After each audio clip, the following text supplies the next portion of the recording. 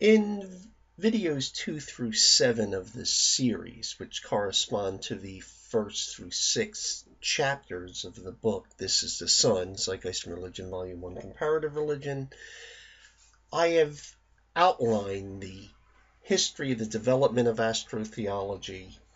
And before moving on to actually analyzing astrotheology itself, I'm just going to give a quick historical summary of its development and supply a partial bibliography for those who might be interested in further investigation, further reading for themselves.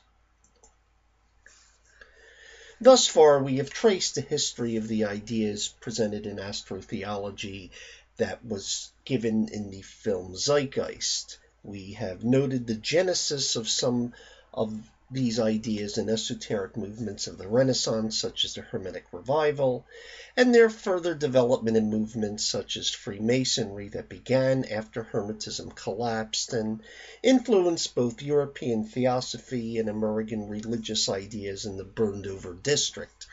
We also saw how they coalesced in the fire of anti-Christian sentiment in the years leading up to the French Revolution and had their most serious consideration on both sides of the American and European continents shortly thereafter. After being effectively dismissed among serious authors, these ideas continued in esoteric circles and gained supporters among backers of 19th century esoteric movements such as spiritualism. From these ranks, astrotheology added its three best-known advocates of the period, Gerald Massey, Kersey Graves, and Madame Blavatsky. After falling even in this popular level support in the 20th century, the backing for astrotheology was all but extinct until it was embraced by some in a new popular movement, the conspiracy theorist subculture. It is here, among such figures as Jordan Maxwell and D.M. Murdoch, also known as Acharya S., that it began regaining a popular following that would explode with the release of the film Zeitgeist the movie. Given its dubious lineage, it should be quite obvious the entire system of astrotheology is built on a foundation of sand, and hence so is the section on religion in the film.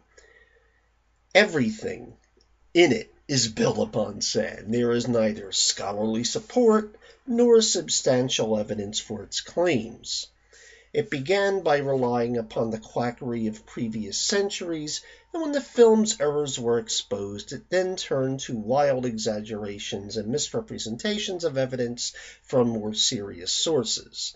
Thus far, we have only discussed its history. In the beginning in the next video, we will turn to the nuts and bolts of the system and expose its pretenses. But for the moment now, in case some would like to investigate some of the topics already discussed, I'm just going to mention a few books that should give you a good background. So these were not all the books cited in these chapters in the book, but they were some of the major sources, so it should give you a decent background into the material. 3 books that deal with the topic of Hermetism that may be of interest. One of these I've already mentioned in one of the videos, which is The Secret History of Hermes Trismegistus, Hermetism from Ancient to Modern Times by Florian Ebeling. Ebeling was the one who dealt with the 2 streams of Hermetism idea that I brought up a few times. Another book on the topic is Antoine Fevre's The Eternal Hermes from Greek God to Alchemical Magus, and then also Garth Fowden's The Egyptian Hermes, a historical approach to the late pagan mind. Of course, if you're dealing with the whole idea of esoteric thought during the Renaissance, you have to deal with the work of Frances Amelia Yates and 3 of her important books on this topic: The Occult Philosophy in the Elizabethan Age, Giordano Bruno and the Hermetic Tradition, and the Rosicrucian Enlightenment.